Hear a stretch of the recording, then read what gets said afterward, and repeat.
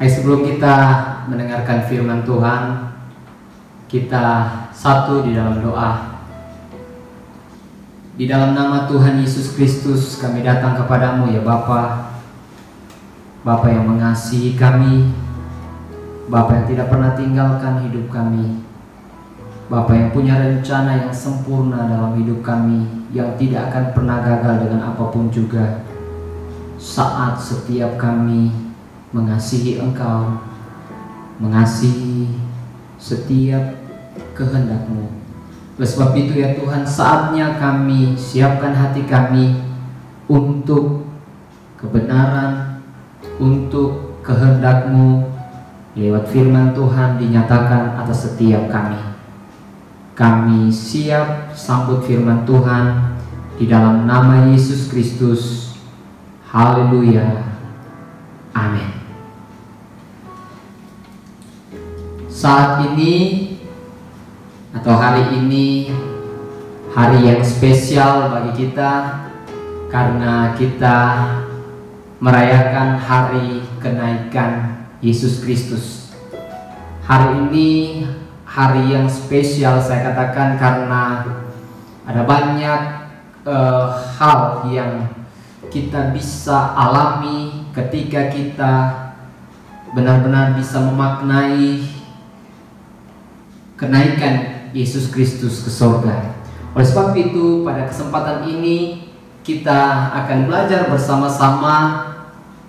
Tema khotbah kita adalah terobosan di tengah pandemi, mengacu daripada kenaikan Yesus Kristus ke surga. Kita akan mengalami terobosan di tengah-tengah pandemi yang sedang terjadi sekarang ini. Ayat yang akan kita pelajari bersama terambil di dalam Lukas pasalnya yang ke-24. Injil Lukas bab yang ke-24, ayatnya yang ke-50 hingga ayatnya yang ke-53. Sekali lagi Lukas pasal 24 ayat 50 hingga ayat yang ke-53. Demikian bunyi firman Tuhan. Lalu Yesus membawa mereka keluar kota sampai dekat Betania. Di situ ia mengangkat tangannya dan memberkati mereka. Dan ketika ia sedang memberkati mereka, ia berpisah dari mereka dan terangkat ke sorga. Mereka sujud menyembah kepadanya. Lalu mereka pulang ke Yerusalem dengan sangat bersukacita. Mereka senantiasa berada di dalam bait Allah dan memuliakan Allah. Ini ayat yang berbicara jelas tentang peristiwa Yesus naik ke surga atau Yesus terangkat ke surga, disaksikan oleh para malaikat-malaikatnya. Kebenaran tentang kenaikan Yesus ke surga ini masuk di dalam berita Injil yang berbicara tentang Injil tentang Yesus Kristus, dimulai dari dia lahir dan bahkan dia mati di kayu salib, bangkit dan naik ke surga, dan juga akan datang kembali untuk menghakimi semua orang. Dan berita Injil tentang kenaikan Yesus Kristus ke surga ini, setelah dikatakan dia bangkit dan dia menunjukkan dia itu menampakkan diri selama 40 hari kepada murid-murid. Kita akan belajar bersama-sama hari ini terobosan rohani yang akan terjadi di saat-saat pandemi atau di tengah-tengah pandemi ini, saat kita percaya dan bahkan melihat Yesus yang naik ke surga ini, saat dimana kita memahami, memaknai, demikian juga bisa sungguh-sungguh ingin mengalami peristiwa ini terjadi, dan bahkan kita alami di dalam iman kita, tapi kita juga alami di dalam keseharian kita, peristiwa kita alami di dalam pandemi ini. Jadi terobosan ini dimulai dari kita harus mengerti dulu makna daripada Yesus naik ke surga. Ada beberapa hal yang saya akan sampaikan. Yang pertama adalah Yesus naik ke surga, maknanya adalah Dia naik ke surga setelah selesai menjalankan agenda daripada Bapa di surga. Jadi makna yang pertama ini adalah makna yang berbicara tentang tujuan hidup Yesus ada sebagai manusia adalah menjalankan agenda daripada Bapa, yaitu Dia harus menjalankan karya keselamatan sambil Dia berbicara atau menginjil tentang Injil Kerajaan Allah. Dan dalam makna ini kita mengerti bersama-sama bahwa Yesus datang bukan dengan agendanya sendiri, tapi dengan agenda Bapa. Dan ketika Dia naik ke surga, tandanya adalah Dia sudah selesai menjalankan semua agenda Bapa. Dan yang berikut, yang kedua adalah Yesus naik ke surga, menerima seluruh kemuliaan dan duduk di sebelah kanan Bapa. Yesus naik ke surga, Dia menerima semua kemuliaan. Dia menerima kemuliaan sebagai Raja. Dan dikatakan Dia ada dalam perkenanan Bapa, yang ditandai dengan Dia duduk di sebelah kanan Allah Bapa. Dan yang ketiga, Yesus naik ke surga menjadi Raja dan menjadi pensyafaat bagi kita. Jadi bukan hanya sebagai Raja yang berkuasa, tetapi Dia menjadi pensyafaat bagi kita. Betapa luar biasanya sebetulnya janji ini bagi kita. Ketika Dia bukan hanya berkuasa atas semuanya, tetapi Dia juga ada dan fokusnya adalah membela kita, yang ditandai dengan Dia bersyafaat terhadap kita.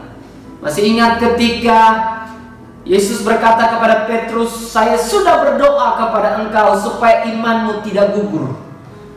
Luar biasa pasti doanya Yesus, karena membuat iman Petrus tidak gugur.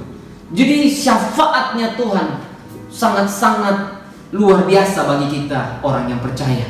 Dan yang berikut, Yesus naik ke surga untuk memberikan rohnya bagi kita, dan kita mendapatkan jaminan selalu dalam penyertaan Tuhan lewat rohnya.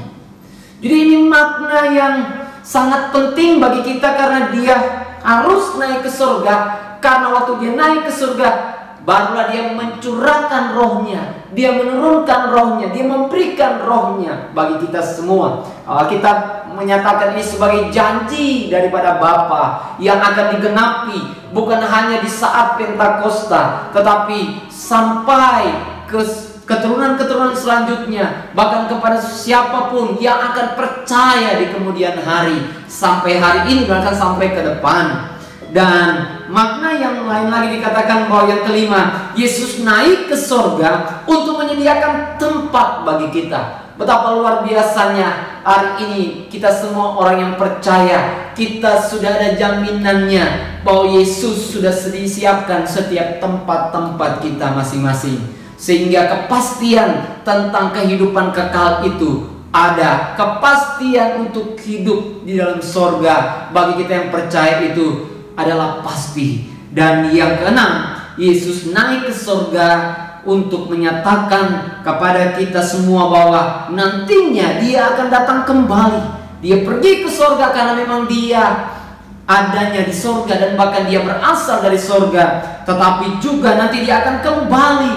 Kembali untuk apa? Kembali untuk menghakimi. Penghakiman ini memang ada dua. Yang pertama menghakimi dan dikatakan bahwa memberikan upah bagi setiap orang-orang tebusannya, orang-orang yang percaya kepada Dia.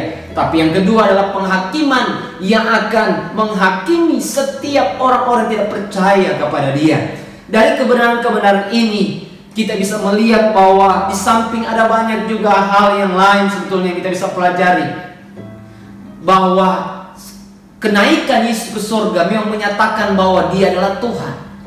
Tapi kenaikan Yesus ke surga menyatakan bahwa setiap nubuatan dalam Alkitab ini benar-benar adalah bisa dipertanggungjawabkan. Nubuatan semuanya tergenapi. Jadi kenaikan Yesus ke surga itu menunjukkan betapa Dia Allah yang patut untuk kita percayai sebagai Tuhan dan Juru Selamat. Dia Allah yang sungguh-sungguh mengasihi kita. Jadi karya-karya Allah itu, yaitu juga di sini karya kenaikan Yesus ke surga, adalah karya yang Dia buat untuk kepentingan umat tebusannya. Jadi kita harus mengerti bahwa Yesus naik ke surga bukan Dia jauh dari kita, tapi ini untuk kepentingan kita. Malah berkata bahwa Dia semakin dekat dengan kita oleh Roh-Nya. Jadi ini adalah makna-makna yang harus bukan hanya kita percayai, tetapi kita harus alami ini sehingga betul-betul terjadi yang namanya terobosan iman, pengharapan, dan kasih, terobosan rohani di tengah-tengah pandemi yang sedang kita alami, yang sedang kita hadapi bersama-sama sekarang ini. Yang kalau berita-berita yang kita dengar bahwa memang kita harus mulai berdamai dengan pandemi ini sampai obat dan vaksin ini bisa diketemukan. Tetapi kita sudah mengerti bersama-sama bukan pandemi rencana Tuhan. Rencana Tuhan bagi kita adalah bagaimana setiap agendanya Tuhan, misinya Tuhan itu digenapi atas setiap kehidupan kita. Jadi Tuhan sebetulnya tidak fokus kepada pandemi maupun masalah-masalah yang terjadi bagi kita, tapi Dia fokus kepada semua rencana dan agendanya yang harus tergenapi sekalipun di masa-masa pandemi ini. Jadi masa-masa pandemi inilah masa-masa di mana hari-hari ini kita harus bangkit. Hari-hari ini kita harus percaya bahwa ada terobosan yang kita bisa alami. Terobosan iman, terobosan pengharapan, tapi juga terobosan kasih, terobosan rohani. Tapi bukan berarti kita berkata bahwa hanya terobosan rohani saja. Tetapi Alkitab memang bicara lebih banyak tentang terobosan rohani. Selanjutnya, ya kita percaya firman Tuhan, Matius pasal yang ke-6 ayat 33, bahwa cari dahulu kerajaan Allah dan kebenarannya, maka semuanya akan ditambahkan bagi kita. Ketika terobosan rohani terjadi, sama seperti kalau kita belajar tentang Ayub, pada akhirnya pemulihan itu terjadi. Pada akhirnya bahwa dia bisa kembali, bisa hidup di dalam janji Tuhan, anugerah Tuhan. Jadi ini yang kita percayai, saudara. Tapi paling tidak kita mengerti dulu bersama-sama bahwa di masa-masa atau di tengah-tengah pandemi ini, Tuhan mau kita bangkit. Tuhan mau kita kembali maju hidup kita. Tuhan mau kita kembali hidup di dalam terobosan rohani. Jangan sampai di tengah-tengah pandemi ini kita tidak mengalami kemajuan dalam iman kita. Artinya apa? Artinya hal yang tidak mengenakan ini menjadi hal yang sia-sia bagi kita. Kita jangan jadi seperti orang yang tidak percaya, yang hanya melewati ini dengan tidak ada faedahnya buat iman mereka. Tetapi kita yang percaya sungguh-sungguh harus memanfaatkan kesempatan di pandemi ini untuk bisa bertumbuh iman kita. Jangan sampai ketika Tuhan mencari iman itu, terobosan itu, dan dia tidak ketemukan itu dalam kehidupan kita. Tetapi dari hari atau dari perayaan kenaikan Kristus ini, kita punya kesempatan, kita punya semangat untuk bisa mengalami terobosan rohani itu di masa-masa atau di tengah-tengah masalah-masalah yang terjadi. Tersima masalah pandemi, masalah kehilangan demi kehilangan yang mungkin kita alami, masalah keadaan yang tidak biasa yang kita alami sekarang ini. Ada kebiasaan-kebiasaan baru yang harus kita jalani, sekalipun kita tidak terbiasa. Dengan semangat kenaikan Kristus, kita akan bangkit hari-hari ini dan alami terobosan rohani, terobosan iman, pengharapan, dan kasih di dalam Tuhan. Jadi kita bukan hanya bisa memaknai saja, tetapi kita harus mengalami terobosan itu. Terobosan karena kita percaya kepada kenaikan Kristus memang untuk kepentingan kita, untuk kepentingan orang-orang tebusannya, untuk kepentingan orang-orang yang mengasihi Tuhan.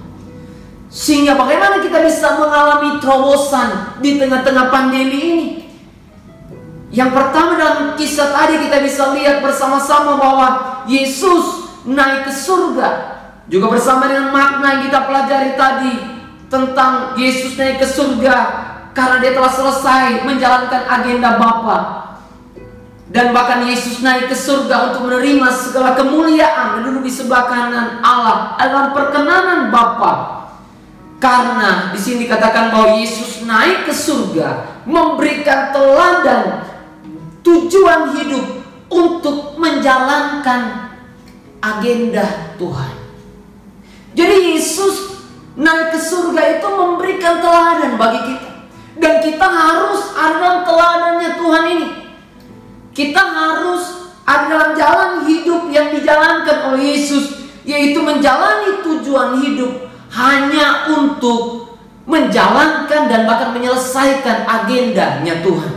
Kalau saudara perhatikan di dalam tulisan Injil Yohanes pasal yang keempat, ayat yang ke-34, di sana dengan jelas dikatakan seperti ini, saudara.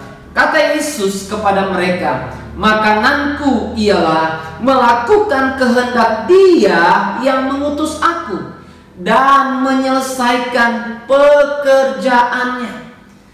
Jadi Yesus berkata bahwa keinginan Dia yang terdalam, kebutuhan terpentingnya, bahkan dikatakan bahwa hal yang terutama dalam hidup Dia, karena bicara tentang makanan di sini, adalah melakukan kehendak Allah dan menyelesaikannya.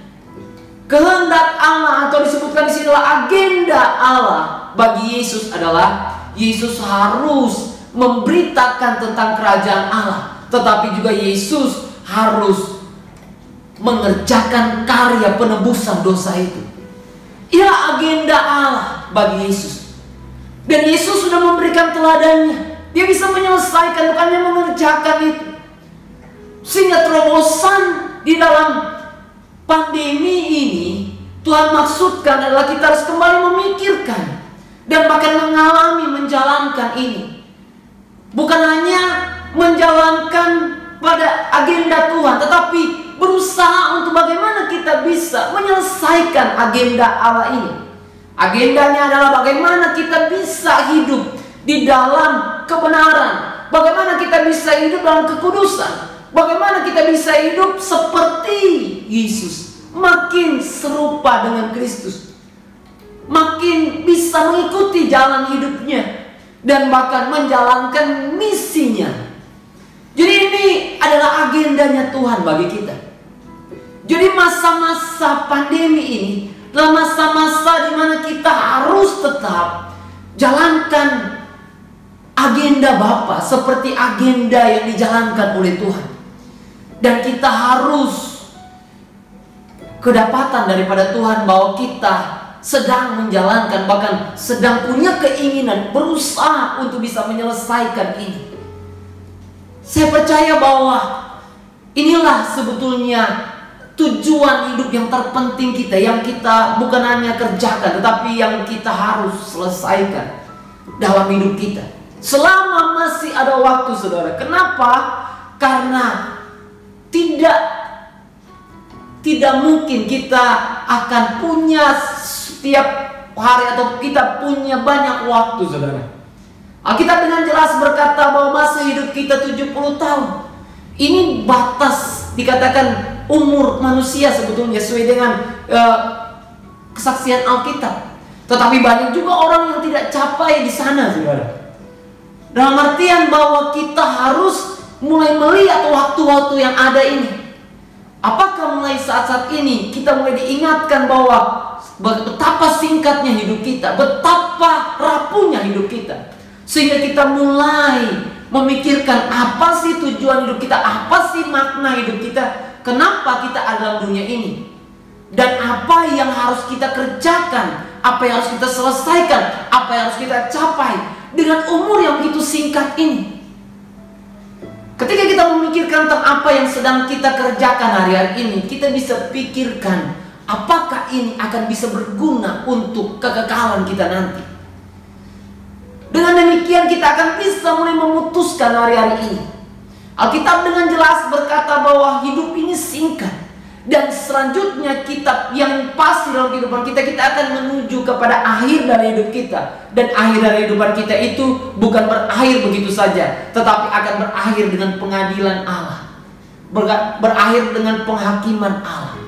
Sehingga sedapatnya hari-hari ini kita harus mulai memikirkan untuk hidup dalam kebenaran, hidup dalam kekudusan, hidup sebagai mempelai Kristus, hidup sebagai orang-orang yang murni di hadapan Tuhan.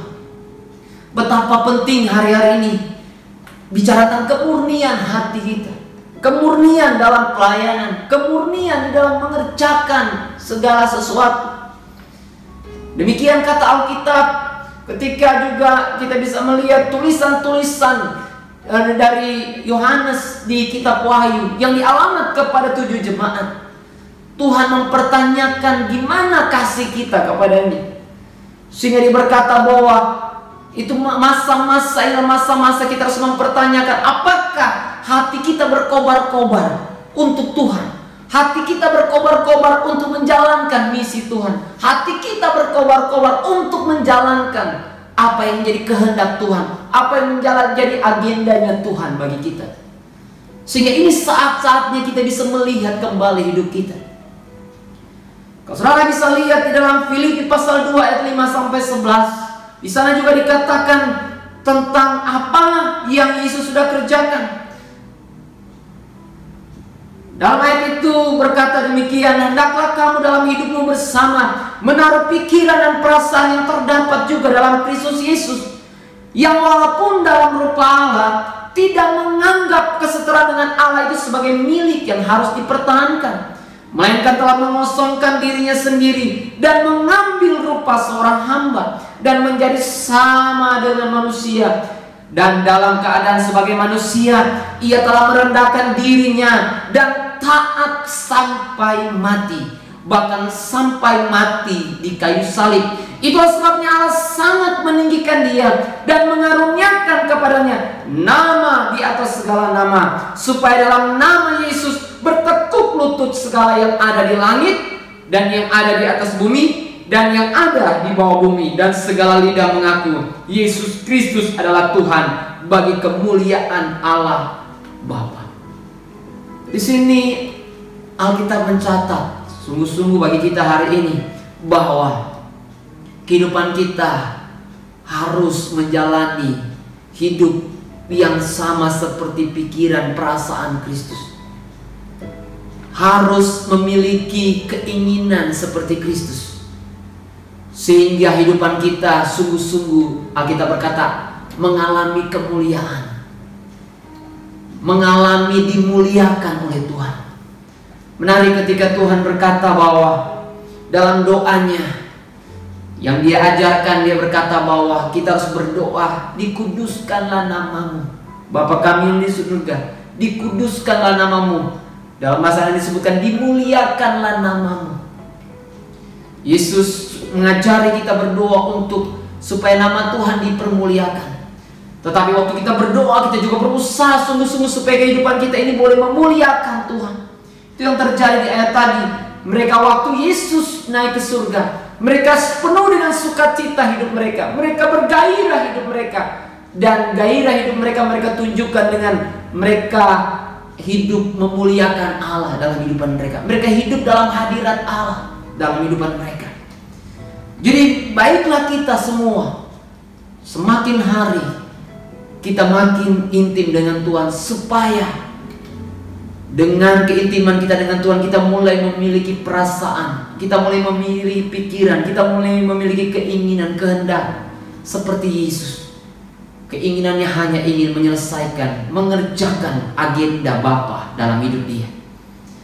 Apa agendamu hari ini? Biar engkau mulai memikirkan, oh ada agenda yang lebih utama yang harus kita kerjakan, yaitu agendanya Tuhan. Itu yang pertama. Bagaimana kita akan mengalami terobosan di tengah pandemi? Ya sama seperti Yesus. Dalam hidupnya dia hanya untuk menjalankan agenda Bapa. Dan waktu dia naik ke surga, dia menerima kemuliaan Allah. Memang dia dikatakan sudah selesai menjalankan agenda Tuhan. Dan yang kedua dikatakan bahwa Yesus naik ke surga itu memberikan harapan, kekuatan, dan kemenangan dalam kita menjalankan agendanya Tuhan ini. Jadi dia naik ke surga, dikatakan bahwa dia duduk di sebelah kanan Allah, yang punya otoritas atas segalanya. Dia sebagai raja yang berkuasa atas segalanya. Hari ini dia sudah jadi raja, dan nanti kerajaannya ini akan dinyatakan dengan nyata lebih lagi bagi kita saat setiap penguasa dunia ini akan ditundukkan di bawah kakinya ketika kedatangannya. Tetapi saat ini memang pemerintahan kerajaan Allah sudah mulai, tetapi juga sedang dijalankan, dan nanti akan dinyatakan lebih dahsyat lagi saat kedatangannya. Tapi paling tidak hari ini kita mengerti bahwa kenapa kita harus mulai punya harapan yang besar, punya kekuatan, dan bahkan kita harus bisa punya mental pemenang untuk menjalankan agendanya Tuhan, menyelesaikan agendanya Tuhan ini. Karena kita berkata bahwa karena Yesus hari ini yang memerintah atas segalanya. Luar biasa ketika dia memberikan amanat agung kepada setiap murid-murid. Dia berkata bahwa segala kuasa sekarang ini sudah jadi milik dia di surga maupun di bumi. Dan dia berkata bahwa dia menyertai kita sampai kepada akhir zaman. Inilah jaminan daripada kita, setiap kita yang mengasihi Tuhan, yang menjalankan agendanya Tuhan, rencananya Tuhan, misinya Tuhan dalam hari-hari kita, di masa-masa ini khususnya, saudara. Jadi Alkitab dengan jelas berkata bahwa kita harus dengan sukacita dan berani hidup menjalankan kehendak Tuhan. Saudara yang melakukan kehendak Tuhan, saudara harus percaya bahwa orang yang melakukan kehendak Allah ini, mereka sedang menaruhkan hidup mereka kepada sesuatu yang tidak akan bisa tergoncangkan. Alkitab berkata bahwa segala sesuatu akan tergoncangkan, tapi orang-orang dalam kerajaan Allah yang melakukan kehendak Allah akan ada selama-lamanya, tidak akan pernah tergoncangkan. Segala sesuatu digoncang hari-hari ini, tetapi orang-orang yang melakukan kehendak Allah akan ada selama-lamanya, tidak akan bakalan tergoncang dengan apapun juga. Kalaupun saat-saat ini ada hal yang tergoncang dalam mungkin kesehatanmu, dalam bisnismu, tetapi dalam jiwamu, dalam apa yang engkau percayai, harusnya itu tidak akan pernah tergoncangkan. Jadi kita mengerti bersama hari ini bahwa kita, karena Yesus sudah naik ke surga, Yesus memberikan harapan, kekuatan, dan bahkan kemenangan bagi kita. Jadi kita harus mulai dengan sukacita hari ini. Kita harus dengan keberanian hari ini, berani untuk mau tetap percaya dan bahkan menjalankan apa yang Tuhan mau dalam hidup kita. Jangan sampai di tengah-tengah pandemi ini kita malah gagal menjalankan kehendak Tuhan. Kita hanya melakukan apa yang menjadi maunya kita.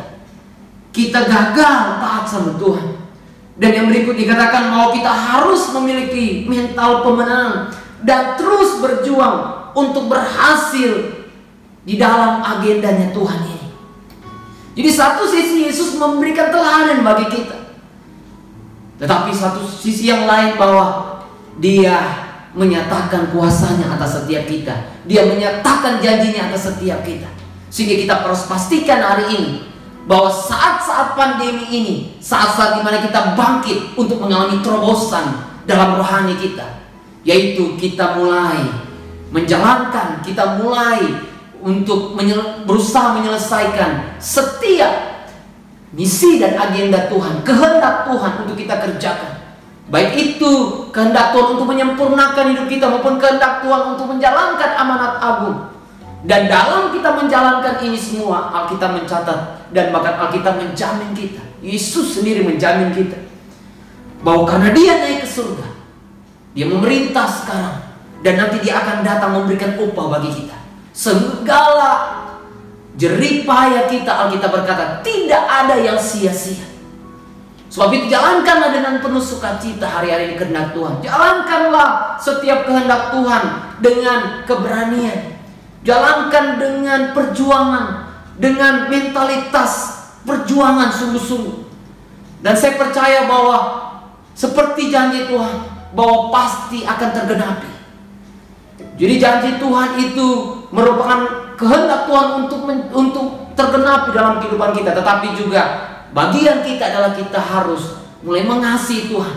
Terobosan di dalam harapan terjadi, terobosan di dalam iman terjadi, tapi terobosan dalam kasih juga terjadi. Semua terjadi ketika kita belajar hari demi hari, belajar untuk mengasihi Tuhan lebih lagi, lebih lagi.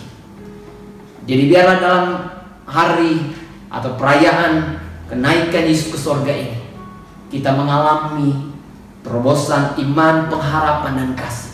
Terobosan rohani di tengah pandemi, di tengah masalah apapun yang kau alami. Selamat mengalami kebangkitan dan terobosan iman ini. Mari saat ini sama-sama, semua kita yang ada, kita datang kepada Tuhan, kita berserah kepada Tuhan. Kesempatan Tuhan masih berikan bagi kita.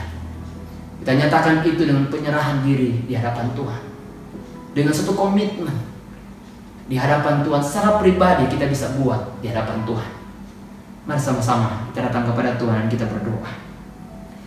Saatnya Tuhan hari ini, kami bersyukur Engkau berikan kami kesempatan untuk berubah, kesempatan untuk merubah agenda-agenda kami dan memasukkan agenda Tuhan lebih utama dalam hidupan kami.